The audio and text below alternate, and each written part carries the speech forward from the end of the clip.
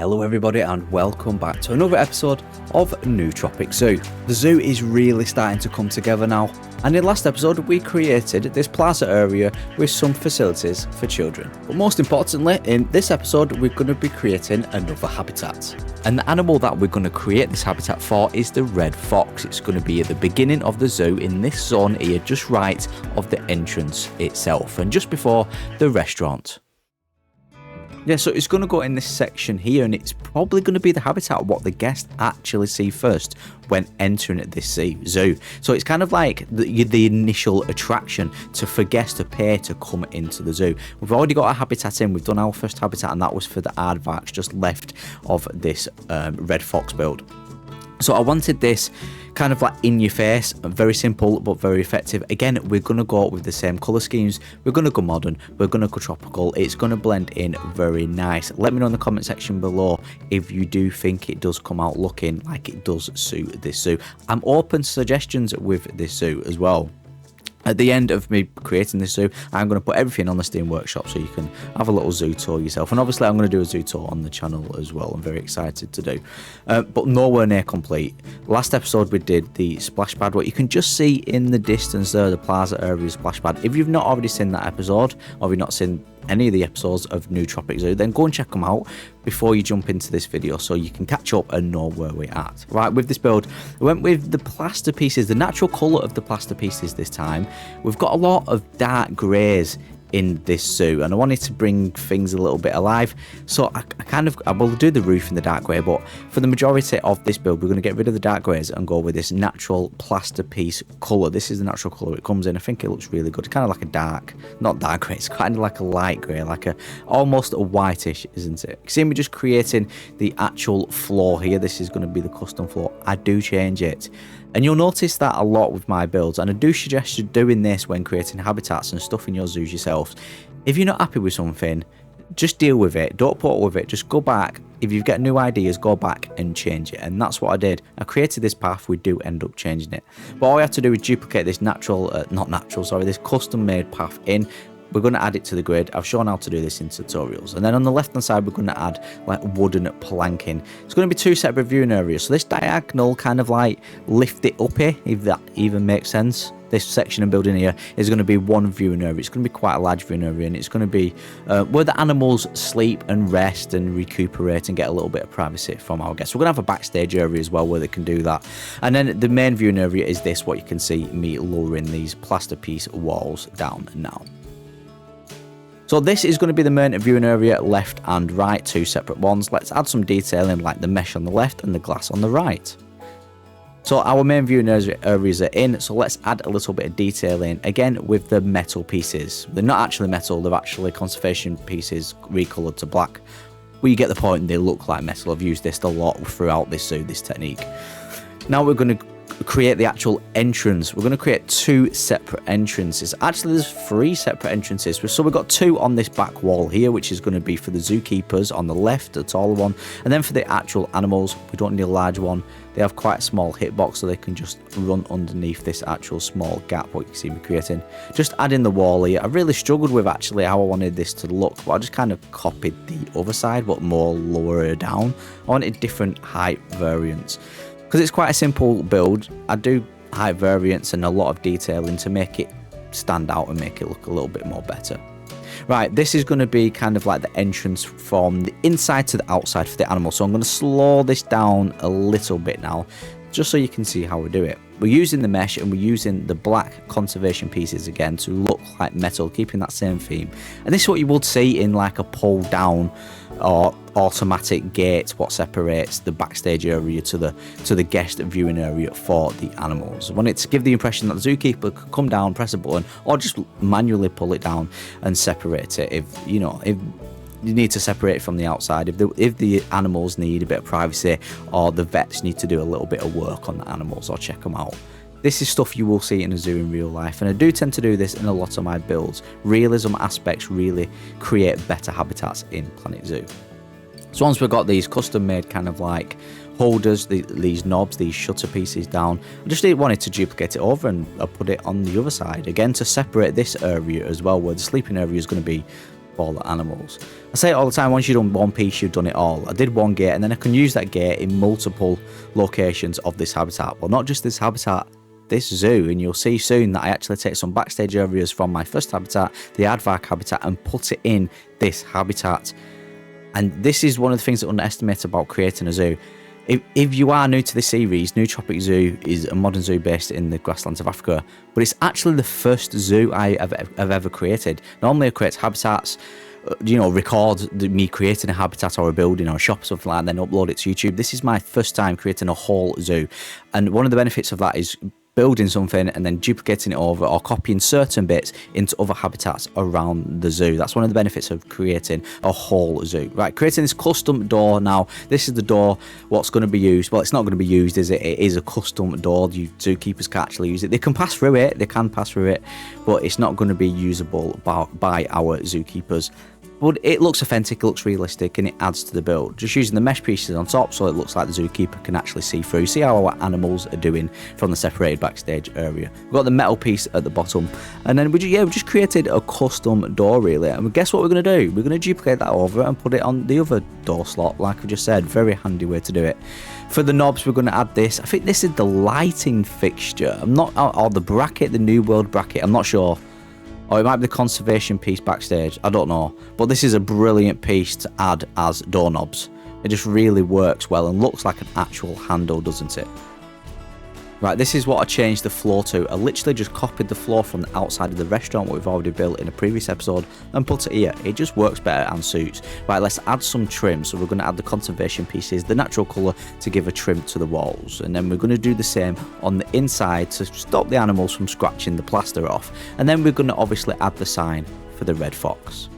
Right, let's start building a bit more of a privacy area for the animals and a backstage area. We started off with these wooden roof pieces and just extending the plaster pieces. Again, I kept this quite simple, this build, but effective, and I do like how it comes out looking, I'm not going to lie. So, adding the roof pieces, this is the vertical wooden pieces, couldn't get my words out then. And we're just adding a little slant to it, and yeah, just completing it really. This, like I said, this is going to be the backstage area. See, we're just playing about with the wooden pieces here, trying to get a little overhang going. But I just realised that it just didn't look good. I normally put an overhang on every single roof I build, and I must say this is probably the only time I've not actually done that. I just thought it looked good, kind of like slick all the way through. Just finishing off some gaps and gap filling and stuff like that now with the conservation pieces like you just seen me do there. And then time to complete the actual foundation of this backstage area. This is going to be the area where our animals can go, get a little piece away from the guest, and it's going to be where our entrance to the actual habitat is. So our habitat gate will be in there. Obviously we're going to use a null barrier. We're just going to run a null barrier all around the edge of this habitat. And yeah, that's how you create custom habitats really. I've done tutorials on stuff. You've probably watched them if you're a long-term viewer of mine. If you're not, and you're not already subscribed and you're watching this now and you want to learn how to build stuff in Planet Zoo, then hit that subscribe button.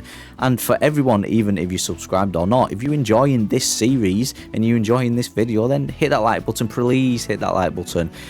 It's much appreciated if you do.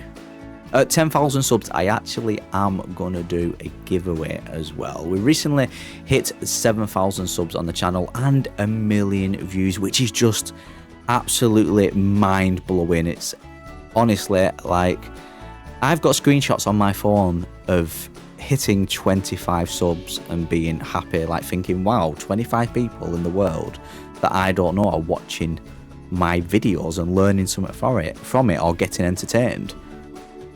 And now I'm at 7,000 subs and over 1 million views. Just thank you. If you are anyone watching this video now and you've watched my other videos or ever supported, or if you are a long-term subscriber of mine from the start, then thank you. I really do appreciate it.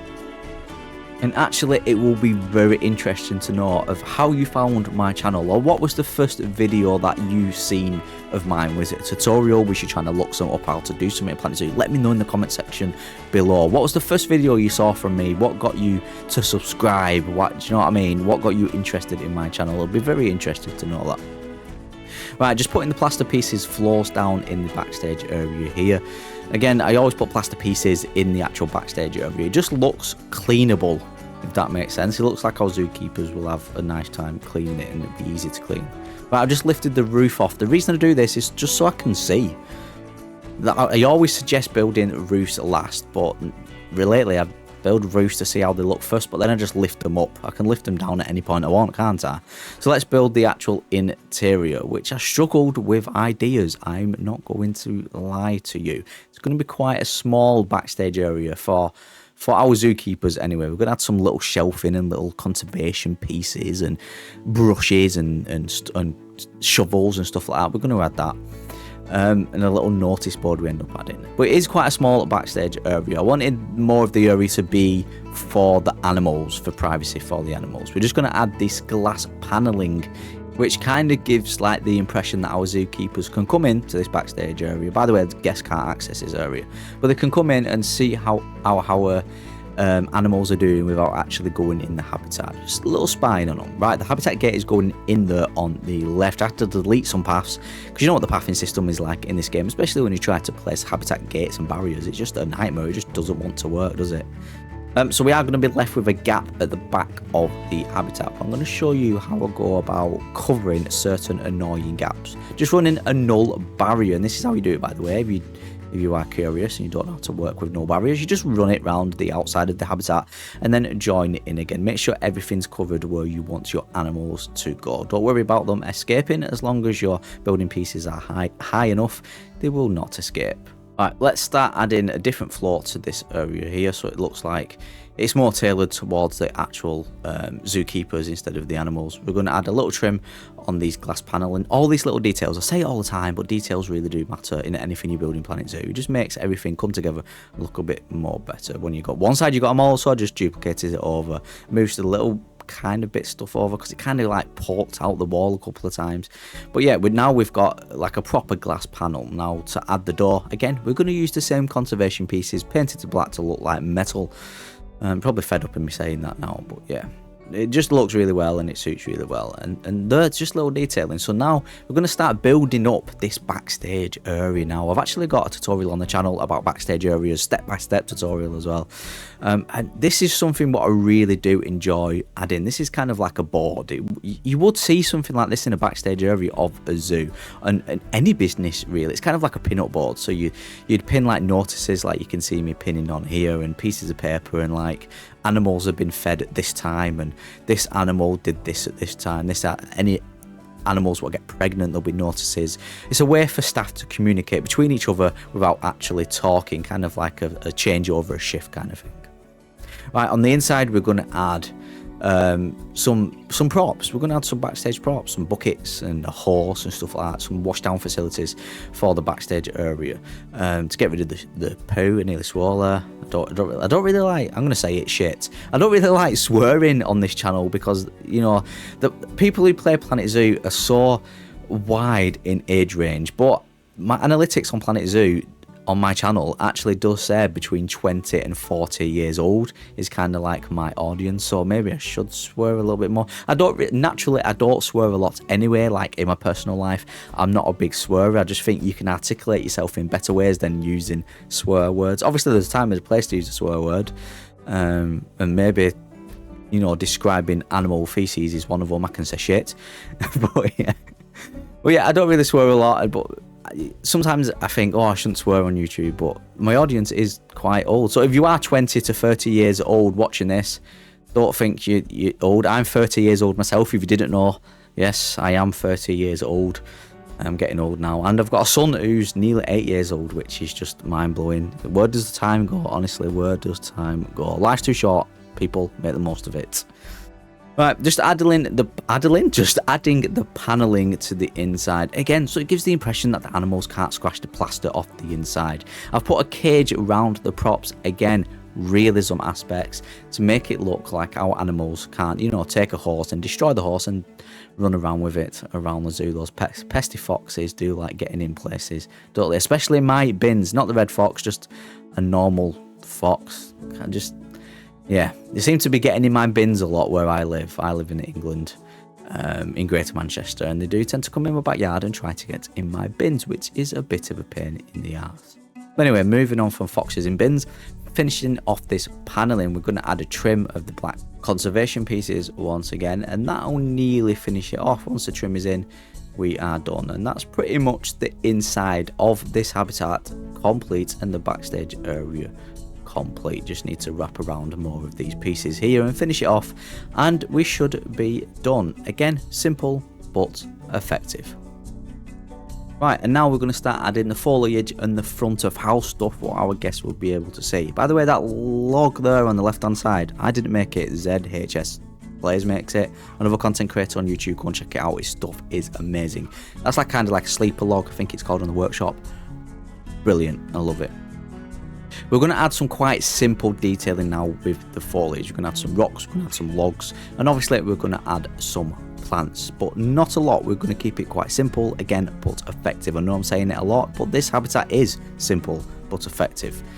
Adding the obvious food and water supplies on the inside, so it's quite quick for the animals to get to and quite quick for our zookeepers to get to. Habitats, enrichment items are going in, of course. You've got to put them in every habitat you build, whether you're playing franchise or sandbox mode. Just keep your animals happy. Right, let's start adding foliage now, shall we?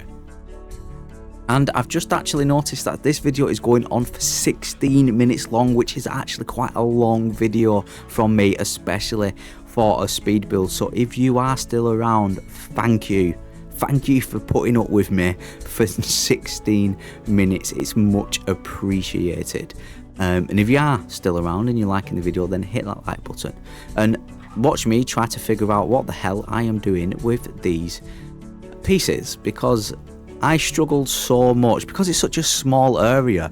I really struggled with what planting and stuff like that to put in it. I really did. I needed smaller trees. I needed quite a bushy area to the right hand side, so I used this tree and turned this into a bush just by lowering it down into the ground. Yeah, I'm gonna say that I'm not completely 100% happy with how the foliage is in this habitat, and I think it might just be the simple fact that I'm used to adding loads of foliage and faux rocks and pebbles and stuff like that. So to have quite a small habitat with small amounts of foliage really took me by surprise, and I really didn't know what to do with it. Yeah, I don't know what you guys think. I am open to suggestions, like I've said. What do you think? Do you think this is enough? Do you think it's too less? Let me know. At the end, I'll skip to forward in a minute to show you how everything came out looking in the end. And obviously, we're going to get the red foxes in there, make sure they're happy, and see if our, we're going to get some education in there as well, and see if our guests are happy at viewing the animals. And if they complain, which for some reason, guests in Planet Zoo seem to complain at absolutely everything. They could be literally nose to nose with an animal, and they'll still say they've got a shit viewing site. And that is it, all the foliage pieces are in, our red foxes are in, and our guests are flowing in to view them. And what a viewing area that is. Imagine that in a zoo in real life. Wow, amazing. Right, let's take a closer look at these adorable animals. Wow, look at them. That's the wrong door, little fella. That's the wrong door. You have this whole gap here to walk under. Why are you using the zookeeper's door? I'm not happy with you. Right, so the foliage is in. You can see I've added these little twigs and little grassy areas, but again, kept it quite simple. Our foxes seem to be loving and rolling around in this habitat, and they seem very happy. They've got everything they need. It's all transferable. It's all traversable. They can't escape, I've already checked. Over here, we've got the simple education screens. We've got the speakers buried in here. Look, I'll just click on them to show you and bring that up. Education, where are you? Education. There we go, education. See, it doesn't overlap. They've got the education point here, and we've got another speaker here to give a more of an education point here. I've added little decals. These are actually called decals. I'll just click on them to show you. I've had these in other builds I've created as well, but I'll just show you again. This is the surface decal moss. And what I've done is I've recolored this to brown to make it look like fallen dirt, or dirt what the animals are trying to bring into the habitat inside area. Oh, I also took our shelving from the other habitat, the aardvark habitat, and just simply put it in here. We've added rugs as well to give it that more realistic and that more cozy, comfier look. And with this habitat complete, it means that this episode of Newtropic Zoo is complete. So I hope you enjoyed this video. If you did, hit that like button, and I will catch you in the next Newtropic Zoo video.